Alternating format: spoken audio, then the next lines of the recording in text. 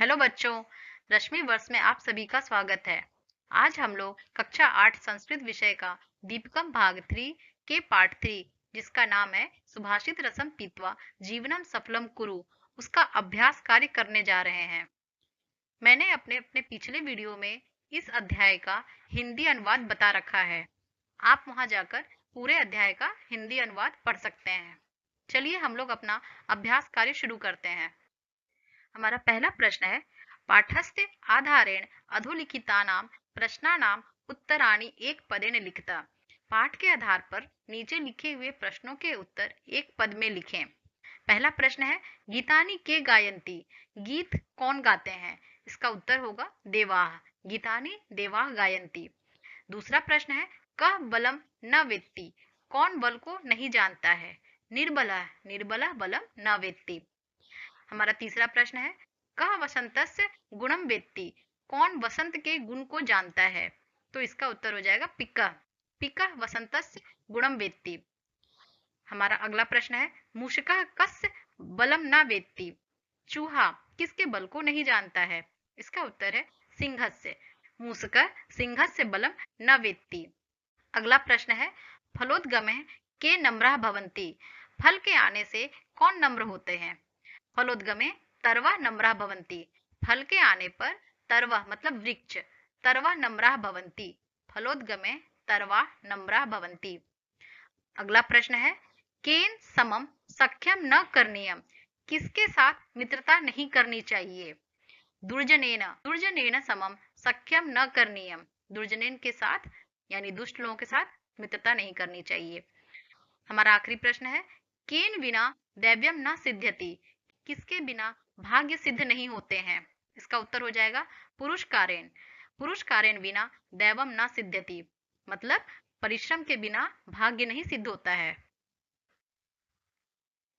हमारा दूसरा प्रश्न आता है, पाठस्थ आधारेण अधोलिखितानां प्रश्नानां उत्तराणि पूर्ण वाक्येन लिखत।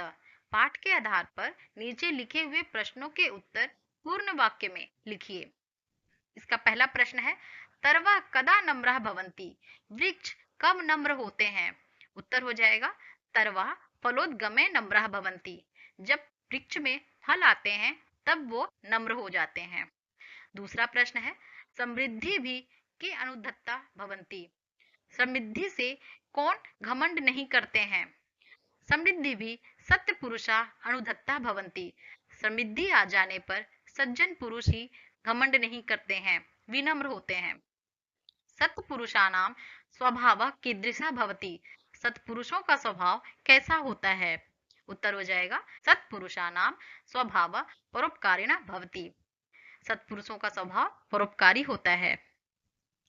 अगला प्रश्न है, सत्यम कदा सत्यम न भवति, सत्य कब सत्य नहीं होता है? इसका उत्तर है सत्यम यदा छलम अभ्युपैति, छलना युक्तम भवति तदा सत्यम न भवति। दोनों ही उत्तर सही है। आप लिख सकते हैं सत्यम यदा छलम अभ्युपैति तदा सत्यम न भवति, या आप लिख सकते हैं सत्यम यदा छलना युक्तम भवति तद सत्यम न भवति। दोनों का अर्थ एक ही है कि जब सत्य छल के युक्त रहता है, उसमें छल कपट होता है, तब वह सत्य सत्य नहीं रह जाता है। अगला प्रश्न है, दैवम कदा न सिद्ध्यति, भाग्य कब नहीं सिद्ध होता है? इसका उत्तर हो जाएगा देवम पुरुष कारेण बिना न सिद्ध्यति। देवम मतलब भाग्य परिश्रम के बिना नहीं सिद्ध होता है, यानी अगर हमें अपना भाग्य सिद्ध करना है तो परिश्रम तो करना ही होगा। बढ़ते हैं हम अपने अगले प्रश्न की तरफ। स्तंभयो मेलनम कुरुत, दिए हुए स्तंभ में मिलान करनी है। पहले स्तंभ में उक्तियां दी हुई है और दूसरे स्तंभ में उसके भावार्थ दिए हुए हैं। देखते हैं हमारा पहला वाक्य क्या है। गायंती देवा किल गीत कानी, देवता लोग किसके गीत गाते हैं? तो हमें पता है वो भारत भूमि के गीत गाते हैं, इसलिए उसका उत्तर हो जाएगा भारत भूमि महात्म्य वर्णनम, ये उसका सही उत्तर होगा। दूसरा है गुणी गुणम वेत्ति, गुणवान ही गुण को जानते हैं। इसका भावार्थ क्या हो जाएगा? इसका भावार्थ होगा सज्जना एवं गुणानाम मर्मज्ञा, मतलब सज्जन ही गुणों को जान सकते हैं। तीसरा है भवंती नम्रा तरवा भलोद्गमे, फल आने पर ही वह नम्र होते हैं। इसका उत्तर हो जाएगा सत्पुरुषा नाम स्वाभाविकी नम्रता। सत्पुरुषों की स्वभाव नम्रता होती है। फिर आता है यथा चतुर्भी कनकम परीक्षते। जैसे सोने को 4 प्रकार से परीक्षण की जाती है, इसका भावार्थ होगा सुवर्णम चतुर्भी प्रकारे परीक्षते। सोने को 4 प्रकार से परीक्षा जाता है, जांचा जाता है। अगला है अष्टौ गुणा पुरुषम दीप्यन्ति। पुरुष 8 गुणों से प्रकाशित होते हैं। वो क्या थे? प्रज्ञा, दम, दानम, कृतज्ञता इत्यादि। इन सभी का नाम हमने पढ़ा है अपने पाठ में। दुर्जनेन समम सख्यम न कार्येत।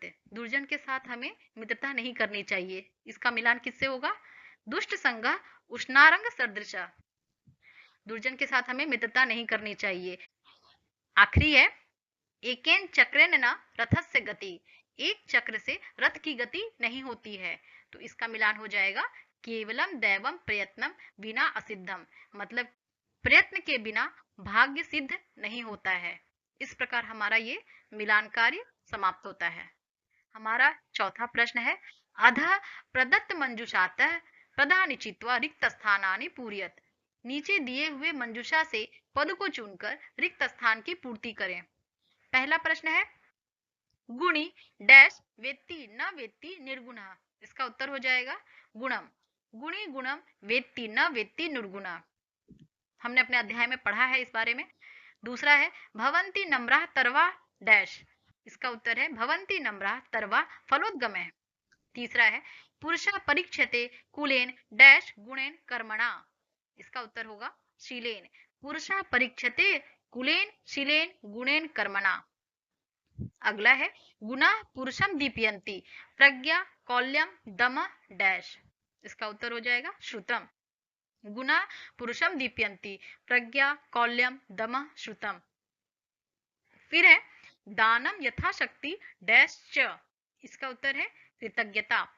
दानम यथाशक्ति कृतज्ञता च। फिर आता है एवं पुरुष कारण बिना दैवम न डैश। इसका उत्तर है सिद्ध्यति। एवं पुरुष कारण बिना दैवम न सिद्ध्यति। बढ़ते हैं हम अपने 5वें प्रश्न की तरफ। समुचितम विकल्पम चिनुत। उचित विकल्प को चुनिए। इसका पहला प्रश्न है गायन्ति देवा किल गीतकानि इत्यस्य श्लोकस्य मुख्य विषय कः। गायन्ति देवा किल गीतकानि, इस श्लोक में मुख्य विषय कौन है? तो हमें पता है इसमें हमारा मुख्य विषय है भारत भूमि, इसलिए उत्तर हो जाएगा भारत भूमि गौरवम। अगला प्रश्न है गुणी गुणम वेत्ति इत्यत्र कह गुणम न जानाति।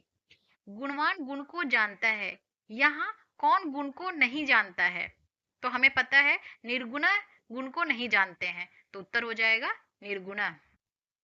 फिर अगला प्रश्न आता है पिको वसंतस्य गुणम न वायसः इत्यस्य तात्पर्यम किम। पिको कोयल वसंत के गुण को जानती है, न कि कौवे, तो इसका तात्पर्य क्या है? इसका उत्तर है पिका मधुरम गायती न वायसा। कोयल मधुर गीत गाती है, कौवे नहीं। इसका एक दूसरा उत्तर भी होता है सृजन एव गुणम जानती। मतलब सज्जन ही गुण को जानते हैं। आप देख सकते हैं आपकी कक्षा में आपके अध्यापक कौन सा उत्तर सही बताते हैं, आप उसके अनुसार उसका जवाब दे देंगे। बढ़ते हैं अपने अगले सवाल की तरफ। हमारा प्रश्न है भवंती नम्रः तरवा फलोद्गमे इत्यस्य अर्थः कः। वृक्ष फलों के आने पर नम्र होते हैं, इसका अर्थ क्या है? तो हमने पढ़ा है जब वृक्ष में फल आते हैं तो वो नम्र हो जाते हैं, तो इसलिए यहाँ इसका उत्तर हो जाएगा फल युक्तः वृक्षा नम्रः भवन्ति। अगला प्रश्न है न सा सभा यत्र न सन्ति वृद्धा इत्यत्र सभाया महत्वम किम। वह सभा नहीं है जहां वृद्ध नहीं है, बूढ़े जन नहीं है, इस सभा का क्या महत्व है? यहाँ आपको बताया गया था कि जिस सभा में बूढ़े ज्ञानी लोग नहीं होते हैं वह सभा सभा नहीं होती है, इसलिए इसका उत्तर हो जाएगा धर्मोपदेशाय ज्ञान वृद्धा जना आवश्यका। मतलब धर्म उपदेश के लिए ज्ञानी वृद्ध जनों का होना आवश्यक है। अगला सवाल है दुर्जनेन सह सख्यम किमर्थम न कार्यम। दुष्ट के साथ मित्रता क्यों नहीं करनी चाहिए? तो इसका उत्तर हो जाएगा सः उष्णारंगवद हानिकारः भवति, वह गर्म अंगार की तरह हानिकारक होता है, इसलिए दुर्जनेन सह सख्यम न कार्यम। यहाँ हमारा पाठ समाप्त होता है। अगर आपको मेरा वीडियो इन्फॉर्मेटिव लगा हो तो प्लीज़ मेरे चैनल को लाइक एंड सब्सक्राइब करें और अपने दोस्तों के साथ शेयर करें। Thank you.